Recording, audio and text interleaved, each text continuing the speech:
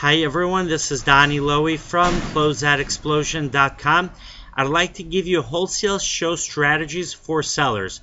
If you are a seller setting up a booth at a wholesale trade show, you're going to be spending a lot of money on rent, on paying for your booth, and you're going to be spending money to bring the merchandise with you, to transport your booth. So you're going to want to be able to make as many sales as possible, and for sure to gather as many leads as possible.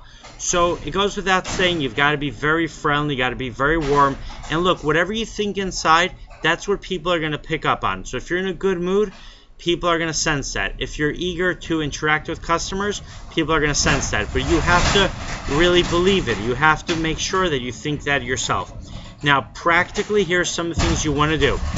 You want to be very sincere and very open in presenting the merchandise that you have. This way, you're going to attract people to your booth who are going to be looking for that type of merchandise. Now, you have two options. If you want to sell, you can do that, but then you're going to be competing on price unless you have a unique item that other sellers don't have. What I would recommend is focusing on developing leads.